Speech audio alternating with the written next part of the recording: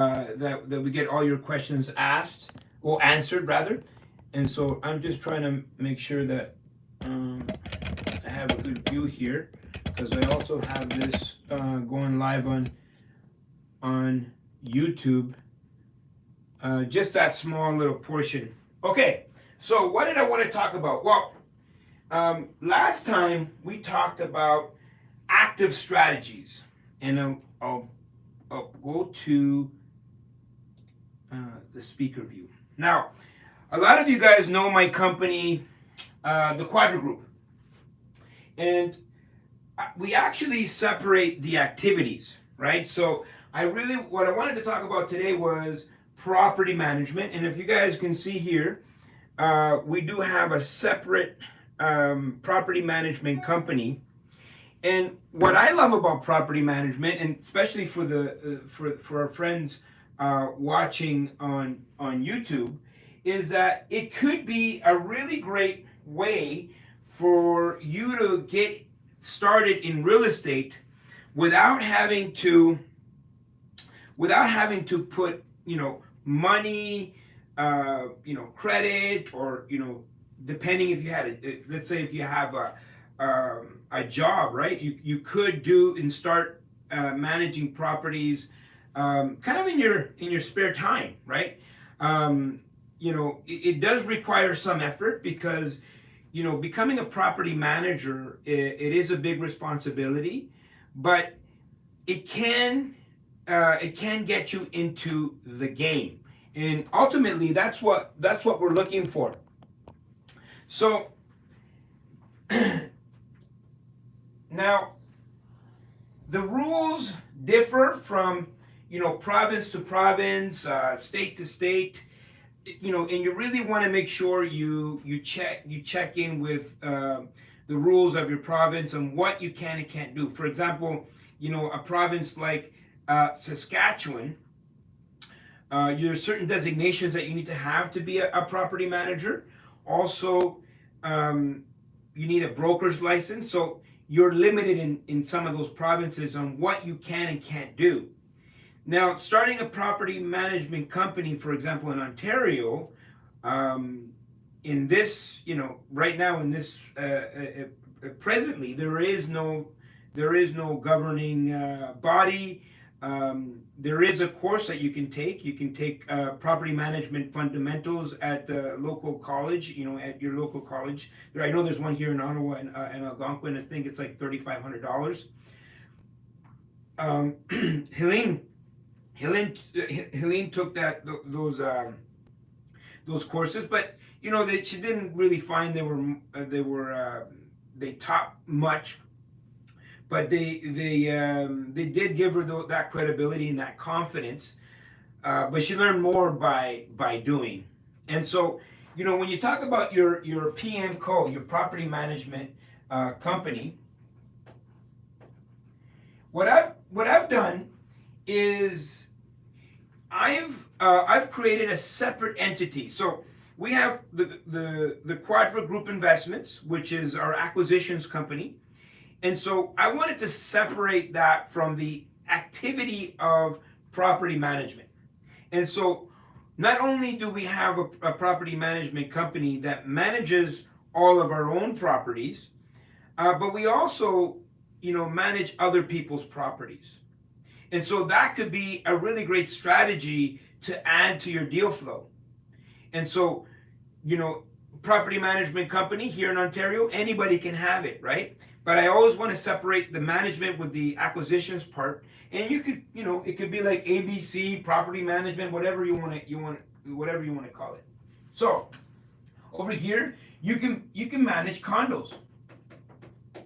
So individual homes, people that have individual condos, a lot of these people they want to travel, and you could be in a situation where like if you promote yourself in the right way, if you're involved with a lot of other investors, which this is what we're doing here.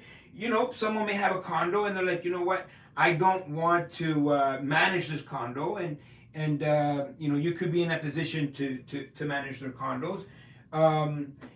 You could manage condo corps. So this is the condo corporation. This is the entity that manages the entire building, right? You could manage homes, single family homes, right? This is now, someone buying a property and they don't have time to manage their property, so you can manage that property. You could manage commercial plazas, right? This is what the either indoor malls or outdoor malls. They're usually managed by another entity, and for a lot of investors, the activity of managing is really it's really a separate activity, and a lot of investors tend to hire property management companies to manage their either their portfolio or manage their investments as well. Hey, guess what? You can manage hotels, motels. Another investor is managing, and you can get in a situation where now you take on the hotel or whatnot, the management, and you would charge a service. You can apartment buildings, right?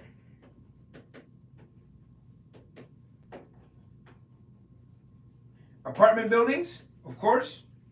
That's my favorite asset class. Multifamily.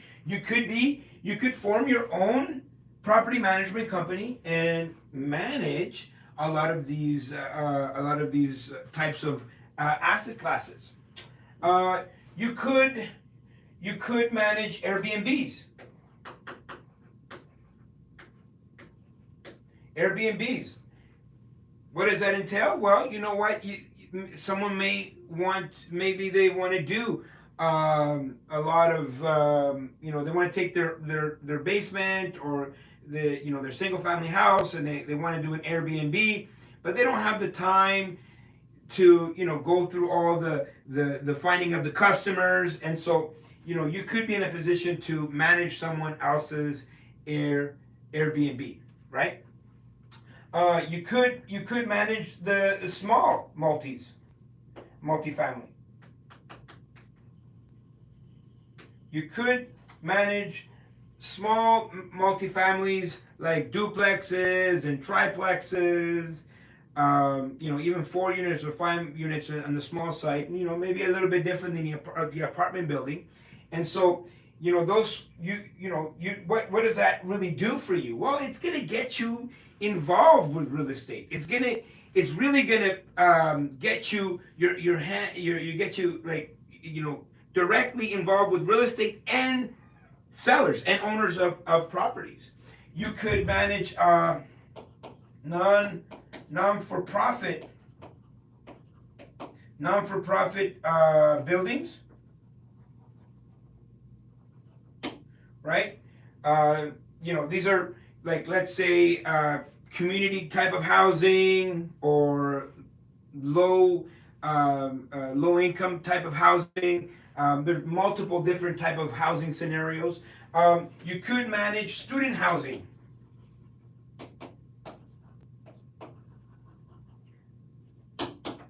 More like shared co-living spaces, and you could be in a position where you can manage these. I mean, this is all part of what you're already doing anyways. This is part of real estate. You're managing your own properties.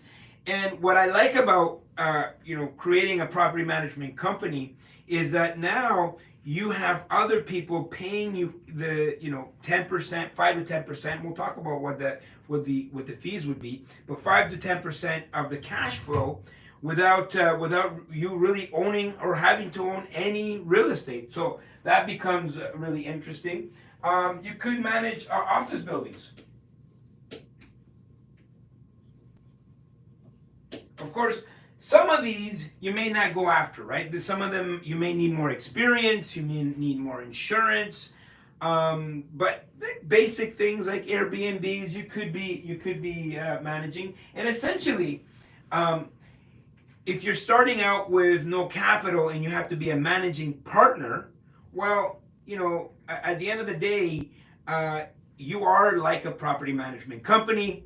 And if you have an organized property management company, that now makes you more valuable to your potential capital investors. And so that could be something really advantageous, um, you know, for your investor to try to connect with you because you have an asset. You actually have a property management company. So a property management company can be very lucrative. You can manage all of these types of properties, condos, condo corporations, homes, plazas, hotels, motels, apartments, Airbnbs, small multifamilies, non-for-profit buildings, and low geared to income type of buildings, or any type of co-living space that, like a rooming house. I'm going to put here rooming house, which is, I think it's the same, it would be classified under the same thing as a student housing. Office buildings, a lot of office buildings that you could do. You may not be in a position right now to do that, but maybe it could be along the same as your what you're already doing. So, fees. What would you charge, right? So it really depends on what's involved for you as the the property management company, and what are the services that you're going to be providing. For example, anywhere between 5 to 10%. Okay, 10% being the average for us, and this is what we charge. So 10%. So if you can imagine, you're making 10%. In this case, it's cash flow, right? This is 10% of every deal that you manage. And so, and you guys know this as investors, if you could get a deal that offers you 5% cash on cash, you would be on that deal all day long. And so in this case, if you're getting 10% from every deal that you're doing or you're managing, well, you're almost making more than the owner of the property. And of course, there's the overall return, the internal rate of return, where the owner is going to be, obviously in the long run, the owner is going to be making more than the 10%. But on a cash flow basis, you're actually bringing in more than the owner. And so this is a great strategy, and the reason I'm bringing this strategy here is it's really for someone that is getting started and is trying to figure out how to get in the game. You may want to do this full time, right? So you may want to transition from your regular job and do create a property management company to be engaged in real estate and just be around real estate all the time. Low barrier to entry, right? So you really don't need a lot of money except for the branding, and of course you got to network and brand yourself. But that cash flow is going to come in without you having to put money out of your pocket to own these properties. So if you imagine you have a portfolio of, like, let's say 50 to 100 properties, you're getting 10% from all of those properties. And now this really allows you to hire people in your business to manage and have an infrastructure, so now you become more valuable to your capital investors. And so this could be something that you may want to look at. So the fees are one benefit. The other one, I would say, is that you have the seller, right? You are directly connected to the seller. What does this mean? At some point, sellers are going to be willing to sell, and you'll be there. You'll know the property. You'll know everything about the property, and so this could be a really great opportunity for you to jump. That could be jump onto that deal. That could be a way to increase your deal flow, and so having access to the seller can impact your deal flow.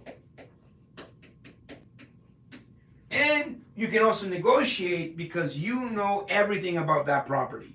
You know the good and the bad and the ugly of that property. So having access to the seller could be key. Something else is, buying PM codes. Okay? Buying other property management companies.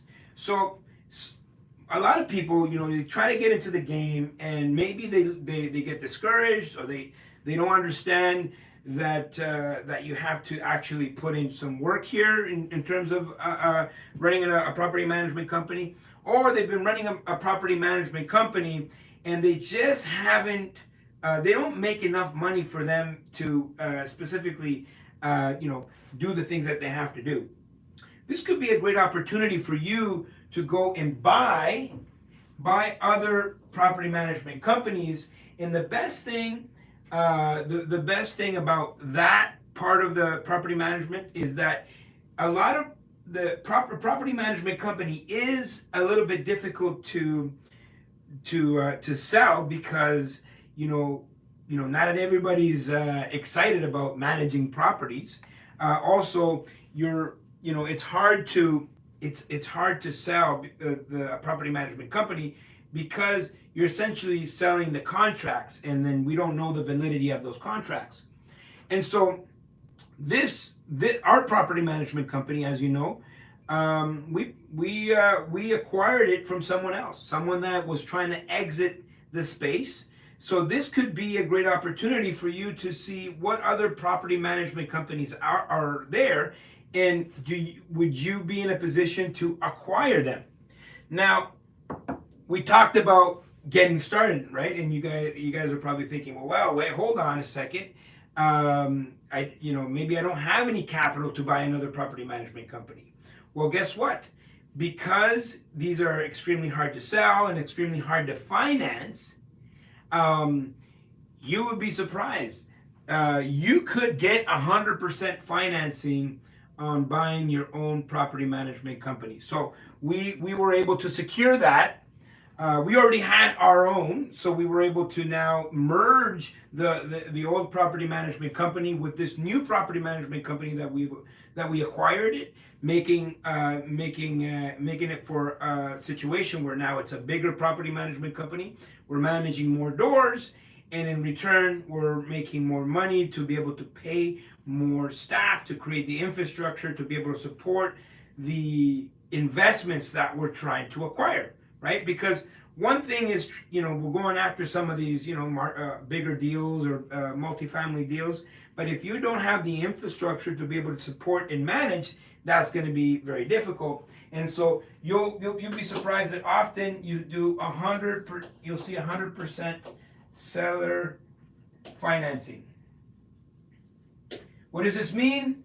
The sellers and the owners of these property management companies are going to be happy to finance you, because maybe it's not that profitable for them, but for you, the reason you want to have a property management company is to use it as leverage and to make your life easier and to manage all the other deals that you're doing. So that's another added benefit from my point of view.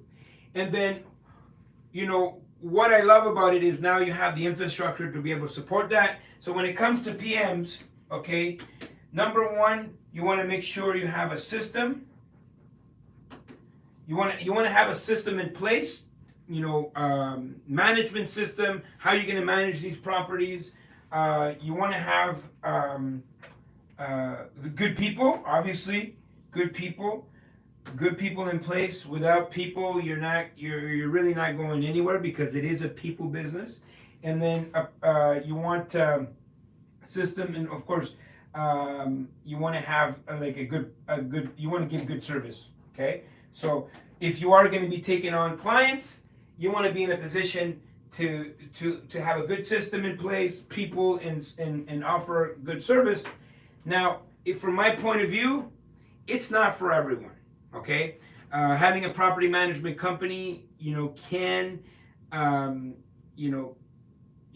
if you're not a people person, it can hinder you from growing if you get stuck managing. The idea of having a property management company is so you are creating another stream of income, and the objective is to be able to hire people so you now can create an infrastructure for you to grow. So that may be something that you want to do. I'll stop this recording here and say bye to our friends, and I'm going to